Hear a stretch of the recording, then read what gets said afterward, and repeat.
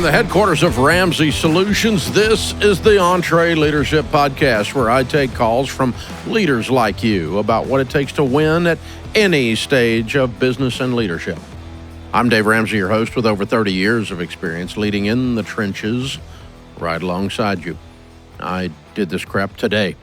If you have a question you want to ask on the show, well, fill out the form at EntreLeadership.com/ask. Or give us a call, and we'll call you back, get you on as a caller. The number is 844-944-1070, 844-944-1070. Renee is with us in Evansville, Indiana. Hi, Renee. Hi, Dave. What's up? My husband and I own an antique car parts business with 6 employees that did 1.2 last year. We've been in business 35 years, and we've amassed a huge inventory, and we're 62 and 65, love what we do, but we're exhausted from the treadmill. My question is, can we expect to sell our business if our bottom line is usually close to only 2%? Well, there's 3 ways to place a valuation on a business. Typically, small businesses are sold at a multiple of 4 or 5 times net profit.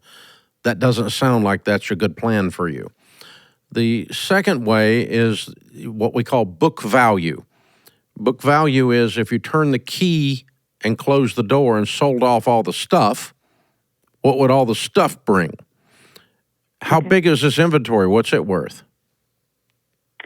Well, we had it valued probably 10 years ago, not someone who was familiar necessarily with the industry, at 1.5, but we have 6 buildings and 12 Connex containers, just jam-packed full.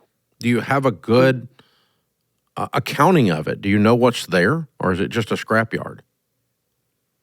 No, 60% of our revenue is from these large parts buyouts that we have, and what's that mean? Well, we buy them in lots. Like a widow calls us and said, "My husband's collected this for 50 years. Come and get it." And so we bring that in. We stuff it in our buildings, and about 60% of our revenue comes from that. From reselling those items? Yes. And we do it on a cash basis. So once we spend $1 on inventory, it hits the bottom line. Yeah, I got you. Okay. And all of our extra cash, this is why we don't make any money, all of our extra cash goes back into more inventory. Right, and making obsolete parts fabricated. So we've got a whole list of things waiting for cash. We have no debt. Okay. And the third way to value a business is a multiple of gross, which probably does not apply here. That applies in a very standardized business where you're selling a sub shop, a sub sandwich shop, and people in the sub sandwich business pay 3 times gross or 5 times gross or whatever, that kind of thing. Usually, but your business is so nuanced and unique that method would not apply. It sounds like that if you guys went bananas and had a going out of business fire sale and cleaned out the inventory over the next 2 years, you would make more money doing that than you would selling the business. Interesting. Should we preface that sale with some feelers on maybe some legacy partner that might want to just take it all? Yeah, I'm fine either way. I don't care. But they need to pay you not for the net profit because there's not any. They need to pay you for the inventory. If someone would give you $1 million for the inventory, you'd take it, right? Absolutely. And that you can call it a day. Because you're not going to get that as a multiple of 2% on 1.2 gross. Right. Not close, right? So, I mean, if someone gave you, just walked up and said, "I'll give you $1 million for all this," you would take it. You should. Without a doubt. Yeah. So I'm going to start there or talk to the big buyers in the business and say, hey, come bid on, and I don't know how you do this in your world. but some method of liquidating the inventory. Right. That's all I'm saying. So it could be all the way from one big buyer, or you build crates and you sell off, grab bag crates at antique car shows. And, I don't know. You can buy this for $100 and, it's big old pile of stuff. I don't even know how this works, but I'm making stuff up here. But stupid stuff, really. But, You're pretty close. It's so interesting. So, but I mean, if you could, or if you've got this stuff categorized enough that you could sell, 42 of the same kind of part, door handles or wheels or whatever, then you would have people that are doing car rehabs and stuff. Okay, I want a crate of wheels. I'll take a crate of wheels, or I'll take a crate of door handles, or buy. More how people would buy this stuff. Maybe it's by brand or by year. All Chevrolet stuff from the 1930s, all Chevrolet stuff from the 1940s, or I don't know. What like that might work? What would work? I think the one person who wants to leave, because if we go down, there's not a lot of alternative sources. We ship all over the world, and we're very, very specified to one kind of car that you can't get parts for at Rock Auto. Yeah, they're all antique cars, is what you mean. They are, but it's pretty special. To a certain vehicle? You've got $1 million in parts for one type of vehicle? I know, it's hard to believe. And is that what you're telling me, though? I'm asking. Yes, we do. We do. And we're one of the only places to get it.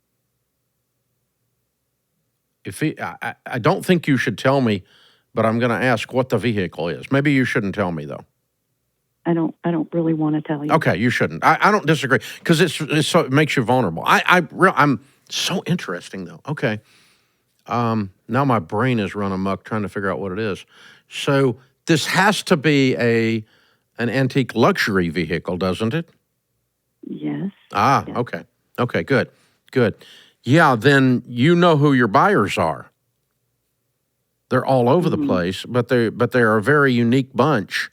So it's not a bunch of different brands, or it might be a series of years. There might be 2 or 3 different decades involved, but there's nothing more than, but it's all one brand. And then, so do we put the 15, 28, or 60 most requested parts for a 1950 through 1955 renovation of this vehicle in a crate and sell you the starter kit for a renovation? I think that's what we do on a daily basis. We sell to garages, we sell to hobbyists. But you sell individual parts, don't you? Not kits. We do make kits, yes. Okay. Wow. That's quite a bit of part of my job is getting kits together. Okay. I do all the purchasing too. All right. Well, what I'm going to do is I'm going to be less in love with inventory purchasing, and I'm going to get really in love with selling inventory. And as a matter of fact, I'm not buying any more. Okay. That was a question. Should we stop buying to make our bottom line look good? No. You stop buying because you don't need any more inventory. You've got $1 million that's not profitable. You don't need to increase this inventory. As a business model, you need to learn to sell what you've got and clean it out and or scrap it out and get down to close to zero. And then if you want to stay in business, you can start to buy again. But you need to reduce your $1 million down to $200,000. You're sitting on a lot of crap. Oh, we are. Yeah. And real estate taxes. Yeah. Oh, you own the real estate. All of it, yeah. What's the real estate worth if we cleaned all the car junk out of it?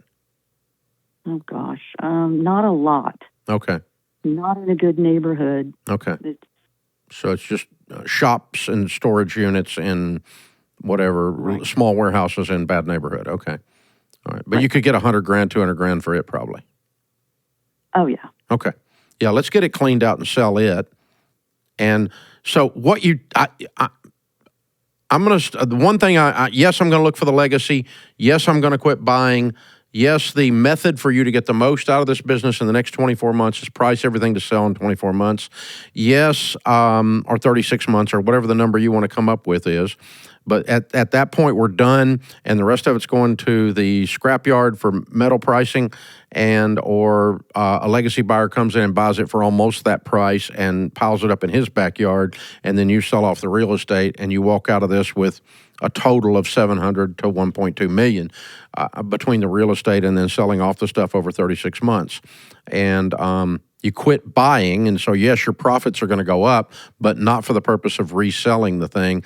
If someone comes along and says, hey, I do want to buy this, that's okay too. We'll do that. Mm-hmm. But I don't think our purpose here is that. I think you getting this inventory liquidated is going to give you your most dollars, is what I think I'm understanding. That's what it feels like to me. And however we have to liquidate it, to the end-use consumer, to one legacy buyer, to 3 legacy buyers minus the real estate, and then you go clean the real estate out, and then you go sell the real estate separate. Separate the real estate from the business, by the way, for sure. So those are a couple of suggestions to mix in there. But book value is your highest and best appraisal based on what you're telling me, I think. And you can dig into it certainly further, but it was a good discussion. And everyone out there is dying to know what this car is, including me, a car guy. But oh well, we'll just deal with that. Have her tell us off air so we can at least we will know. The rest of you are screwed, but we're going to know. Okay, that's... We'll keep your secret, Renee. It won't be broadcast.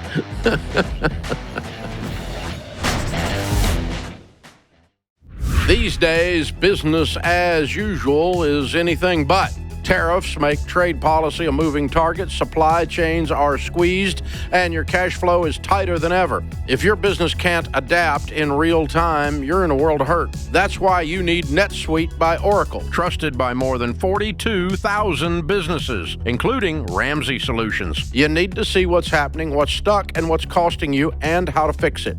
NetSuite is the #1 cloud-based business management suite because it helps your business make the right decisions fast. It brings accounting, financial management, inventory, and HR into one place, so you're not left shuffling a dozen different spreadsheets. That gives you the visibility you need to make quick decisions based on actionable data. And NetSuite AI automates everyday tasks so your team can focus on strategy. It's one system for full control and no guesswork to tame the chaos. And right now, if your business is doing $1 million or more in annual revenue, download NetSuite's free ebook, Navigating Global Trade, 3 Insights for Leaders, at netsuite.com/Ramsey. That's netsuite.com/Ramsey. Gene is in Nashville. Hi, Gene. Welcome to the EntreLeadership podcast. Well, thank you for having me on, Dave. I appreciate it. My pleasure. I have a company that provides environmental consulting services for new development and construction. We have about $1.4 million in revenue and 15 employees. The majority of our business is recurring monthly income from regular services, just services. And I would like to get your input on how can I structure a commission when an employee acquires new business for us. What is the ongoing services? I buy commercial property and I purchase environmental reports, but it's not an ongoing service. It's a one-time part of my due diligence. We do these stormwater inspections during construction. As a matter of fact, we're working on one of your projects right now. Okay, you're doing the stormwater inspection up through the end of the bond. Not necessarily the bond, but through the end of the project. Okay, all right, because our projects are old enough, they should be about done on new construction. Oh, well, I bought a new piece, and maybe you're looking at it. Okay, yeah, all right. So, but it's stormwater, so it's not recurring perpetually. It's recurring just through the distance of the construction, the calendar of the construction, right? Correct, but it can vary in length of time. We've got a client that turns around Dollar Generals in 4 to 6 months, and we've got some subdivisions where we've been working for over 10 years because they go into new phases. Yeah, the developer. Okay. Correct. Right. Mm-hmm. But the actual physical storm drain you're inspecting moves along as the development moves along. Yes, we're actually inspecting the construction. Yeah, okay. So. That's what I'm saying. Yeah, new construction. So okay. Wow. All right. And your question is how to pay commissions on landing that client. Yes, we have an employee that is switching to more of a sales role, and I would like to find a fair commission for her. I'm getting a real tight range of 5 to 20%, which doesn't help. So I'm not sure how to structure that because the project could be a very short duration and a very low type monthly billing scenario, small project, or it could be something again that could last 10 years and be a big project. Wow. Okay. The relationship lasts 10 years, but really the actual project doesn't. Because like if you'd had a residential development and it was 6 phases, phase 1 doesn't last 10 years, but all 6 might.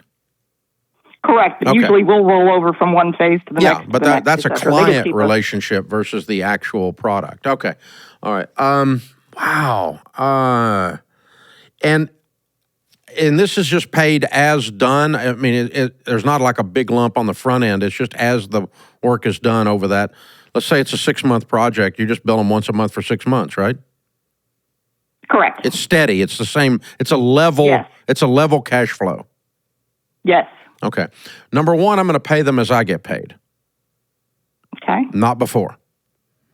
And that way, if something blows up in the middle, you don't have to try to recoup out of an employee. That's a really rough place to be in. And so their first few months, I might have to support them with some salary until they get enough of these things layered up to make a living. Well, right now, our employees, and including this employee who's doing more sales, actually provides the service. I mean, if you think of it sort of like a pest control company that might acquire new clients because someone saw their truck. Yeah, but what I'm saying is if you just start fresh, they have 0 clients, then they get 1 client, they're not going to be able to eat off of 1. They're not going to be able to pay their own Generally bills. Not. Okay. And so until they get layered up from 1 client up to whatever, 10 or however many their capacity is, you might have to support them in the first 90 days of getting clients or the first 6 months of getting clients. But then after that, then they should just keep enough new clients coming in to offset the old ones dropping off. Agreed? Yes. Okay. So looking at that, then it's just a straight commission thing per dollar, and it is a straight percentage. We don't have to do anything weird. I would pay them as you get paid, not as you're promised to be paid, not as there's a contract. If their client doesn't pay, they don't get paid. Like if the developer goes broke, they don't get paid. Okay, Right. So only when the money hits my books do I pay. And that's been we're a cash basis company. We don't borrow money. I'm not going to be in debt to my employees. And that's what ends up happening if you owe them regardless whether the contractor goes broke or not. So their job is to not only get clients, but get clients who pay. Right. And so, and you've never done this on commission before, and you're doing $1.4 million of it. Correct. How long have you been doing this? 22 years. Okay. So you ought to be able to map out this new person's capacity and what they can bring in. What dollar gross volume can they bring in a year when they get full? I'm not sure I understand that. Okay, if this person does all the work that is humanly possible logistically, because there's a limit to what they can do, because they're not only selling it, they're servicing it, correct? Correct. So there's a limit. How many dollars can a single person generate towards your gross revenue? Can they bring in $400K? Can they bring in $300K? Can they bring in $500K? Okay. What do you think? I'm not sure. Probably, Well, you've been doing it 22 years. I mean, you got 15 people. How many of them are in the field doing the 1.4? We've got 15. All 15 are doing generating the deal? Correct. Yes. But they're just all on salary. Yes.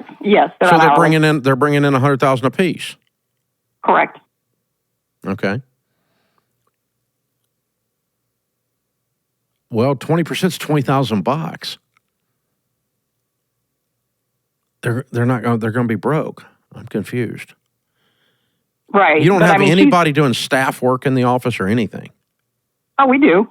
The 15 includes people in the office as well. Okay. What I'm asking is how many of the 15 are currently selling and doing what you're asking this other person to do? Anybody?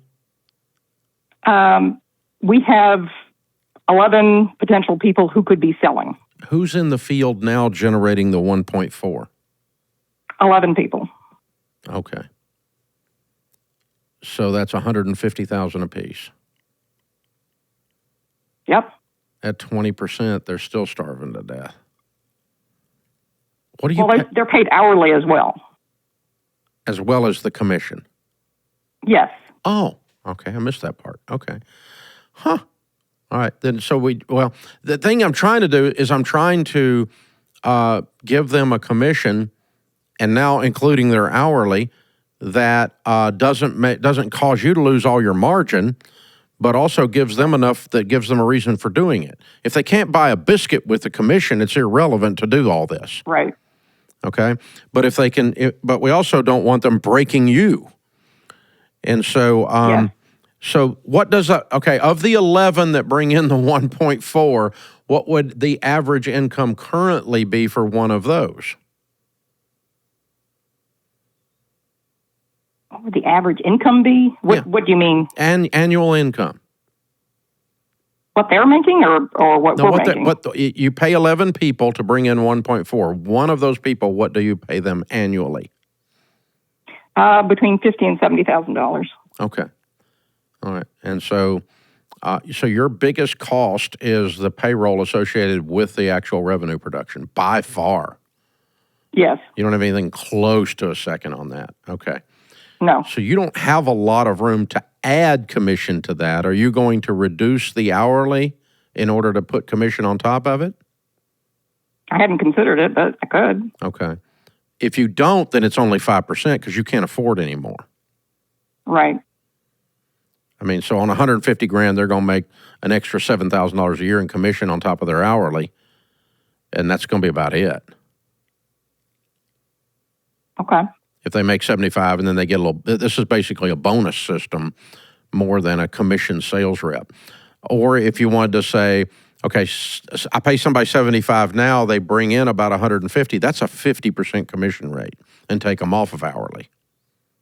Right. Mm-hmm. Or do some hybrid in between. You could do that. You could cut the I'm going to pay you $50,000 a year and $25,000 in commission, and so 25 on is that's more like 15% then. But you'd have to reduce what you're paying them now in order to pay them north of 5, or you're going to cut your margins to ribbons. Yeah, if I'm doing the math right in my head, I'm sitting here just doing it while we're talking, but I think that's right. So what I'm always doing is I love to give them an incentive. I want them to be able to eat first. Then I want them to see their way to making really good money while I'm making good money.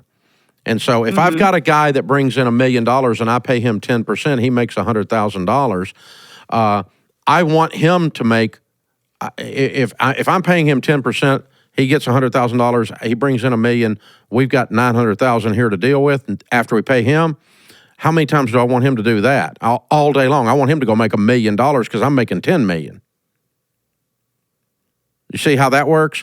So you want it to where if they can really ramp up and make serious crazy good money, that you're making crazy good money while they're doing it. But what you're describing to me, I don't know that they've got the capacity, since they're doing the service and the sales themselves. They're actually providing the inspections and the reports and the environmental whatever on this, as well as selling it. I don't know that they've got the capacity to bring in much more than a couple of $100,000 based on what you're telling me. You don't have anybody else out of the 11 bringing in $200,000, $300,000, $400,000 in revenue based on the numbers you're giving me. Right. So you can't promise somebody the moon on that. For some reason, are they able to do more and they're just not? Hours in the day? No, I think that's pretty standard. We're billing market rates, I would say, probably a little above market for what we do. Yeah, but I'm saying of your 11 people, could they double their production logistically, physically, hours in the day? Do they have enough hours in the day to do it? No, I didn't think really. so. I don't think so. I don't think they got 50% capacity unused. I doubt it. Yeah, definitely not. So these guys have an upside of you paying them on somewhere around $100,000 to $200,000 worth of revenue production. And so if you pay them 20% on that, they're starving to death, if that's all they get. Right. So that's what I'm saying. So it has to be salary. It has to be some kind of salary plus something. And if the more you weight it on commission, the more you're looking at having to reduce their current fixed pay, which probably would be a morale buster. Yes, you're right. Yeah, unless it was on the way to making double income, which they can't do because they don't have the capacity to do it. So my scenario of I pay a guy $100,000 to bring in $1 million, and if he goes and does that 10 times, it doesn't apply to them because they don't have the bandwidth to do that. So I don't want to box them in a position where they lose. But I also don't want to set up something where I get choked to death and your margins get cut to ribbons. So it sounds like if you leave the pay about where it is, you're probably at a 5%. If I've done all this math right while we've circled the plane here and tried to land it. That's exhausting. I'm not sure I did it right, but I think I did. I love messing with this stuff. I like a good math riddle.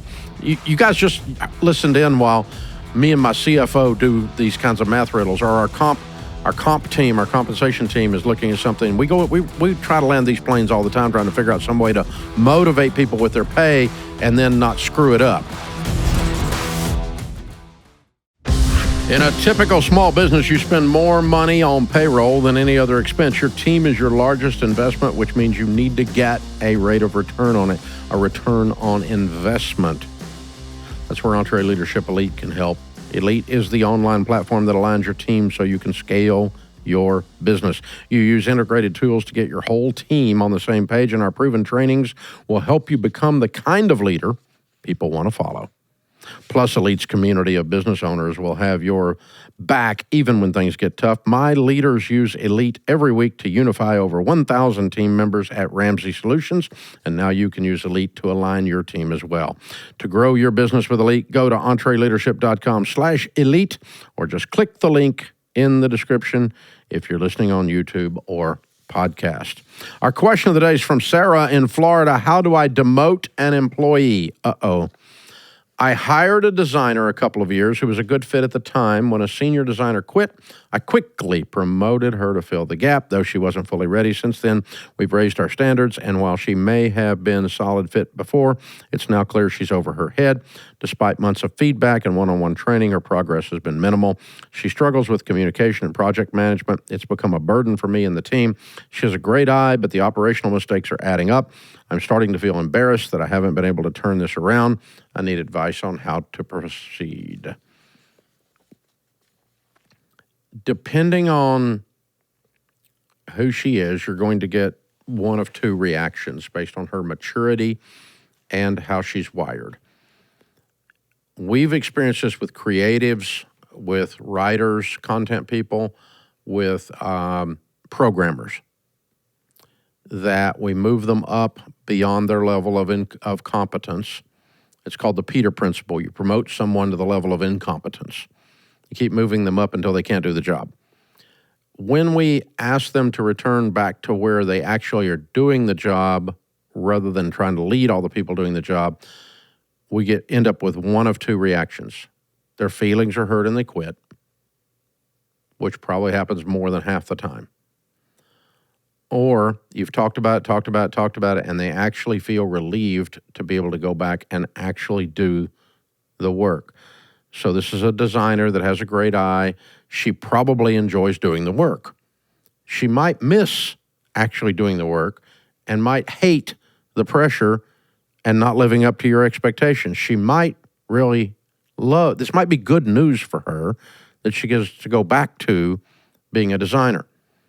But you cannot control her reaction. She controls her reaction. The only thing you can control is presenting this in a way that allows her to keep her dignity and where you take the fall. You take the blame. And so I would start this conversation with an apology. I moved you up into this position too quickly, and I haven't been able to train you to be able to do the operational stuff, and it's frustrating you, it's frustrating the team, it's frustrating me. And I'm really sorry I messed up on that because you're an excellent designer and you have a great eye. And if I could have done better and taught you these things and this move would have been successful, it would have thrilled my heart. But it didn't work out. And I think you know that. We've talked about this. We've had months of feedback on this. You know the operational mistakes are there. And it's my fault because I moved you into this and I wasn't able to train you to get you to be able to do it. And I'm sorry for that. But I want you to know I really love you. And I think you are a great designer.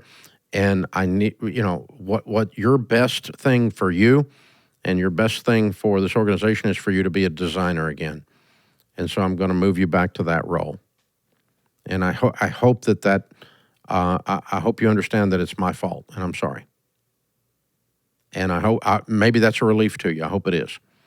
And then she gets to decide: is she going to be a 4-year-old and have a temper fit and have her feelings hurt and run out the door with her hair on fire about the toxic workplace? Or is she going to say, yeah, all this feedback I've been getting, I go home, I tell my husband I'm stressed and I hate this, I hate all this operational crap, I wish I was a designer again, thank you for letting me be a designer again. And she goes back to doing that. We get that sometimes. But if you go in and just go, you suck, you're now demoted, don't expect anybody to do anything but quit. Take the blame for it. You said in the email, I hired a designer a couple of good years ago who was a good fit. When a senior designer quit, I quickly promoted her to fill the gap, though she wasn't fully ready. That's not her fault. That's your fault. So you apologize. And you weren't fully ready. I thought I could get you there. I was wrong. I overestimated my ability to train someone. And the operational mistakes are taking the fun out of this for you, for the customer, and for the team, and for me. And so, I've come to the conclusion that I need to move you to being a designer, which you are an excellent designer. And, and you know what? If you have the bandwidth and the money, give her a $2,000 handshake at the time and just go, and I'm going to give you a $2,000 bonus for moving back. One-time shake. Okay, I'm going to add $2,000 to your check this month. And because it's my fault. And something like that. And that gives dignity to what her capabilities are, and we put her back in the role. And again, you have no idea what she's been telling her roommate or her husband or whatever when she goes home at night. This may become of a great relief. I have seen that more than once, and I was all braced for somebody to be hurt or pissed off because they're ambitious and they didn't get to hold the job that move up, and now they got to be embarrassed and move down. And but I would not call it a demotion. I would just call it a reversal. I'm just going to move you back to where you were. It's not a demotion. It's not a pay cut. It's not, well, it might be a pay cut. I don't know. You may have to decide that. But this is not a money thing. It's a she can't get the job done thing more than anything. So that's the way I would approach that. So, but I give you a 50-50 shot at it, and that's based on the experience I've had here. We've done it, and people accepted it, and that had to do with the maturity and the quality of the character of the person. And then other times people get their little butthurt feelings and they run off and Dave Ramsey's a toxic workplace or something, which is bullcrap. We're not, but, when somebody gets their feelings hurt, that's what they say. I hope it goes the other way for you. Thanks for joining us, America. Hey, please consider clicking the follow button or the subscribe button. It helps us a bunch. Let people know we're here. Leave a nice 5-star review. Share the show if there's a share button, or cut the link out and put it in an email. Send it to your friends. Say, listen to this show. If we're helpful, we would appreciate you telling people we're helpful. And that's our only marketing, so we hope it happens. Let people know we're here doing this. I thoroughly enjoy it, and I enjoy hanging out with you guys. I love small businesses. I love small business people. You're my people. So I'm glad to be with you doing this show. It's a lot of fun. Jake is with us in Cody, Wyoming. Hi, Jake. How are you? Good. How about yourself? Better than I deserve. How can I help? Hey, so my question is essentially any tips or ideas you might have for me to increase our gross revenues and get above the 1 million mark. I'm a co-owner with my brother. I'm essentially the president of a fence installation and sales company. All aspects of residential, commercial, all types of fence. And we've recently decided to part ways amicably. I'm buying them out. And it's kind of lit a fire under me to try to increase our gross sales as well as increase our profit margins to get the buyout finished sooner. How long have you been in business? We're going on 13 years. Okay. And what'd you do last year in gross? 750. Okay. All right. And we've been there. We've kind of been complacent over the last 5 or 6 years, and we've been just at that 650 to 750 mark for about 5 or 6 years. Where's your business come from, your new business? Primarily residential the last couple of years. Word of mouth, some advertising. So somebody calls up and says, I want a fence around my backyard for my kids or my dogs. Yep. And so you're doing chain link and privacy and... Yes, sir. Yep. A lot of vinyl, cedar. Yeah. Okay. You name it. So some luxury stuff too. Yeah, a little bit of the higher end stuff. There's not a huge demand for that here, but there is. It's getting to be a little bit more of the more. Okay, so what percentage of your business comes from the last job you were on, and the neighbors see it and say, "Hey, I want one"? I'd probably say only about 5 or 10% of it. A lot of it, I mean, we're in with a couple of builders, and so we've got a pretty good relationship with a handful of custom home builders. So the custom home builders you're putting up while the house is brand new or after the new buyer moves in? Usually just before they move in. We're usually the last ones in on those projects. So you're a sub on a custom home build. What percentage of your 750 is new home deals? It's probably in that 25-30% range. Okay, so you got $500,000, you got 750 or 250 coming in that way, give or take, and $500,000 coming in direct to consumer. Yeah. Where are the leads coming from direct to consumer? A lot of word of mouth from, community donations type of deals. We do quite a bit of radio advertising, a little bit of print, not a ton on social media, but a little bit.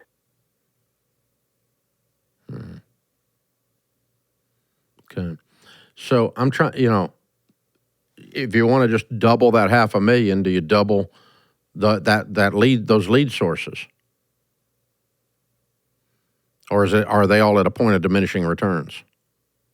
I don't think they are. We kind of, where I say we've been kind of complacent, it seems like over the last couple of years, we'll book out 6-8 weeks. And, oh goodness, we've got too much coming in, too much to do. We need to close the tap on those. Okay, instead of staffing up and then going ahead and going to $1 million or $2 million. Correct, and I think that's kind of where we've been at. Is that we get a little scared we're going to start irritating people and not getting into them soon enough. Well, you can get to them soon enough if you hire. Yeah. Yep. You can't get to them soon enough with the existing crew structure. And no, Correct. You don't want to book out 5 months out on a dadgum fence. Nobody wants to wait that. No, that's crazy. So, but yeah, you do, so once you get full on your current crew, in order to grow, you're going to have to add crews, are you not? No, yep, you're correct. And I think that's where I've just been spinning a little bit here lately because I need to get, stepped out of the out of the field of running a crew Yeah. to where I can start doing some more training. Yeah, absolutely you do. And where you can do more marketing and more running of the business instead of actually putting fences up. Yeah, you're just above treadmill stage, and starting to hang out around Pathfinder, right? And so you've got to start getting your layers of leadership in place to move on up through the stages of business, and that's going to be one of the things you do where you're not responsible for the actual production of the good or service, and where your main job is running the business. So yeah, you need to round out those existing crews and then fill them up 6 weeks out.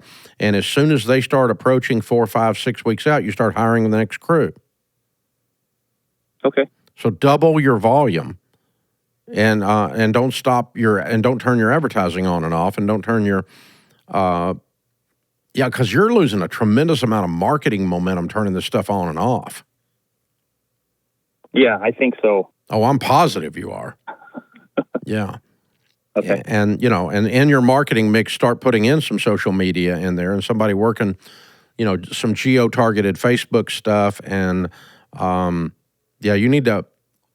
you may have to add a full-time marketer to help you manage the media buys and the social media. One person that's solid can do all of that at your stage. And that ought to get you to $1.5 million, close to $2 million. But I don't know how many crews that involves, but that structure will get you there based on what you're telling me. Because, you're turning it on and off. And here's the thing. When you quit turning it on and off, you're going to see how fast that water does run. It's going to keep running and running and running. And so there's no telling how much that fear and cutting the spigot on and off has cost you. You got to get out of the field, round out those crews, get those crews loaded up, but then be ready when you get at that 4-week mark on the existing crews. Before you take it all the way out to 6, go ahead and start hiring. So they got that new crew out there, and you got to be in the field training them and working with them when that next batch comes in, and then put a supervisor on them, then turn them loose, and then do the same thing again. And you layer that up. And so you're running 2 or 3 crews right now? Right at 2. Yeah. Okay. So, you're talking about going to 3 and then to 4. And that'll put you, 4 probably produce close to $2 million with what you're telling me. Okay. And then you'll move on up to the other stages of business because you'll have new problems to solve. And, man, that's how it works. Congratulations. I like your attitude. I like how you're approaching this. I think you're going to do well. Good to talk to you. Thanks for sharing all that with us. Hey, folks, remember, better a wary warrior than a quivering critic. This world needs more high-quality leaders, so take courage and lead. I'm Dave Ramsey, your host. Thanks for listening to the EntreLeadership Podcast.